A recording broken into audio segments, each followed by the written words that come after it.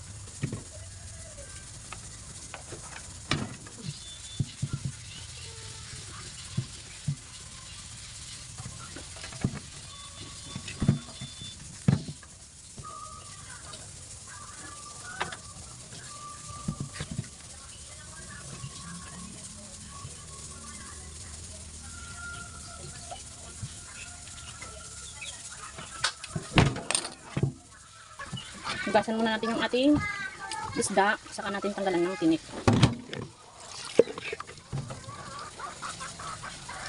Ngayon, sunod naman, tatanggalan natin siya ng tinik.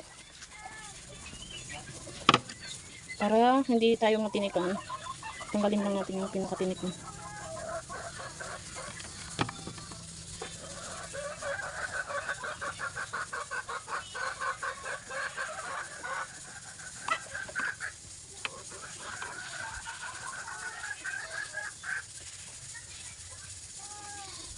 Para pag kinain natin ay hindi na tayo matitinik. Tanggalan lang natin. Maliit naman na ang naiiwan ng tinik.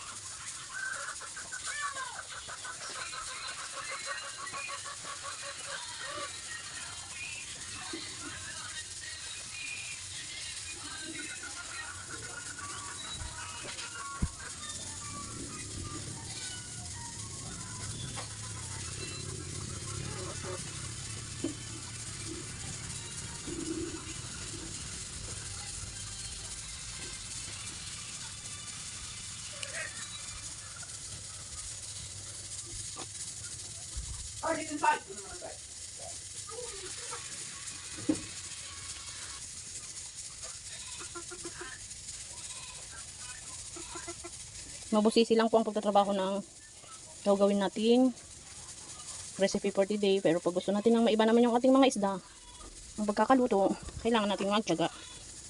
Kasi nga, kung wala kang tiyaga, wala kang kakainin. Ay, nga ng marami mga ka-friendship. Kailangan lang natin magtiyaga. Kagaya na rin sa ating pag-upload, tiyaga-tiyaga lang. Malay natin, pagdating ng araw, makamit din natin yung ating mga pangarap sa buhay.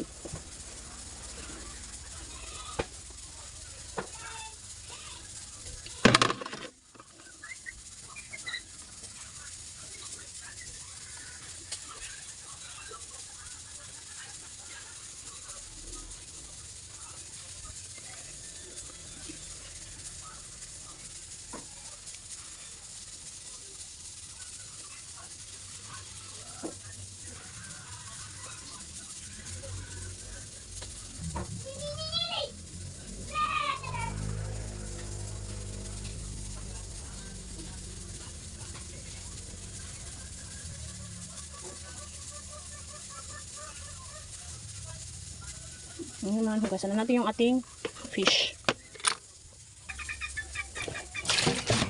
Hugasan natin. Ngayon naman, bago natin ilagay natin sa steamer para maano yung tubig niya.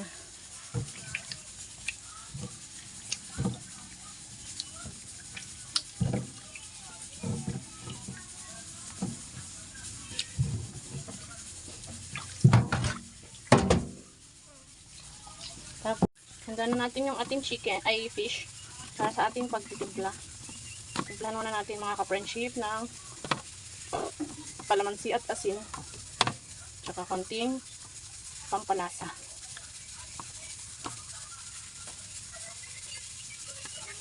Hindi kukulangin ata tayo ng paglalagyan. Para siguradong may lasa po yung ating fish. Hiwa lang tayo ng kalamansi para sa ating pampalasa.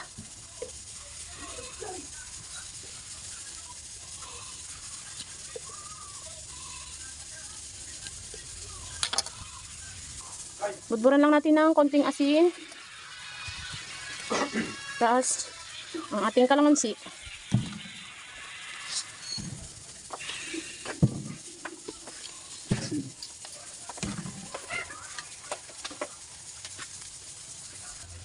Lagyan na rin tayo ng paminta. Tsaka natin halu-haluin. Hindi ko na tinanggal yung aking kalamansi. Dahil matatanggal din naman mamaya pag lagyan na tayo ng ating breadcrumbs. Leave lang natin siya ng 30 minutos para sa kanyang pagbabad ng kanyang lasa. Para manuot yung lasa ng ating tinimplang. Ngayon naman, magana tayo ng itlog. Set aside natin yung ating isda. Ngayon naman, mag-aano tayo ng itlog.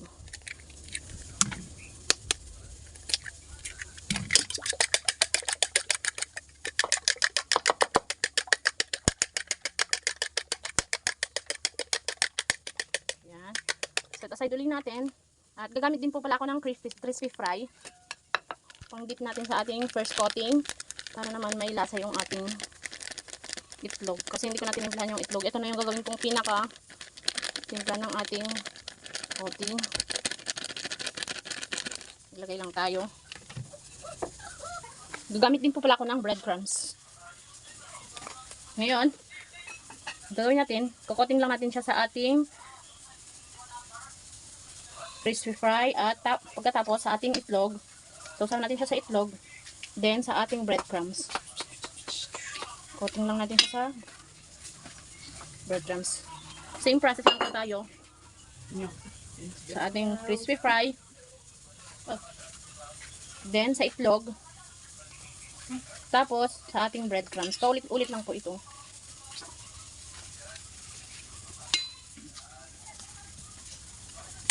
Same process lang tayo mga ka-friendship. Itlog. And crispy breadcrumbs.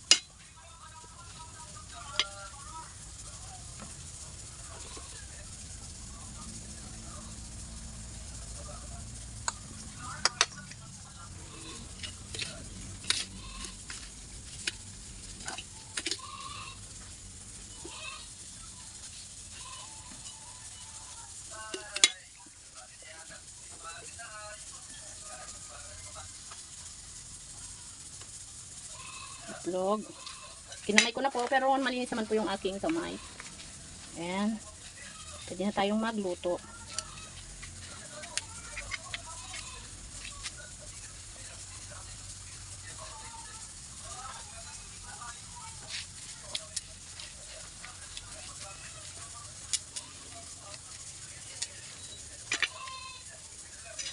Ngayon naman, prito na tayo.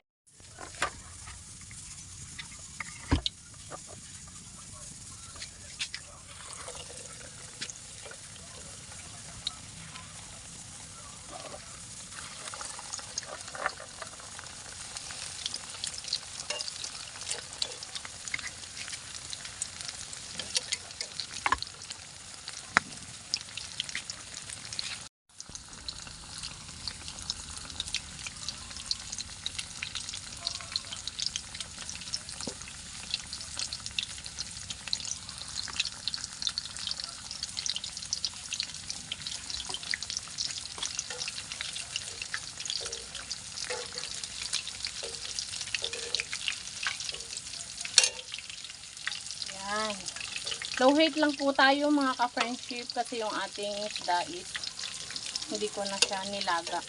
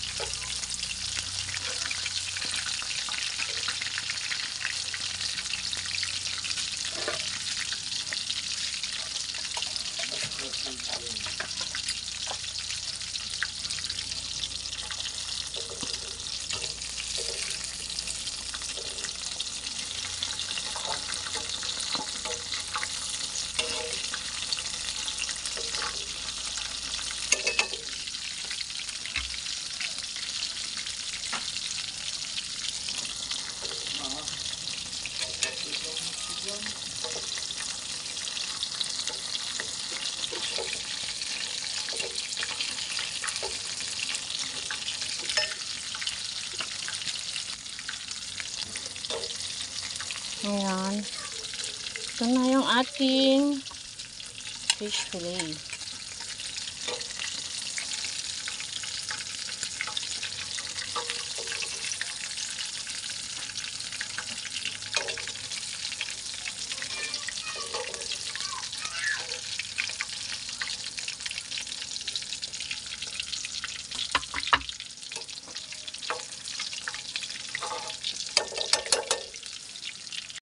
Hello everyone. Good morning po sa ating lahat mga ka-friendship. Our menu for today is fish fillet. Gawin po natin ito sa ating isda para maiba naman po yung lasa ng ating ulam na isda. Para hindi na lang po tayo puro prito, ihaw, tsaka mga sinigang. Gawin po natin ito sa ating menu for today. Tara, samahan niyo po ako para gawin natin kung paano ko niluto ang aking recipe for today. At kung bago pa lang po kayo sa aming channel, don't forget to subscribe and share, likes, and click the notification bell para updated po kayo sa aming mga videos. Salamat po.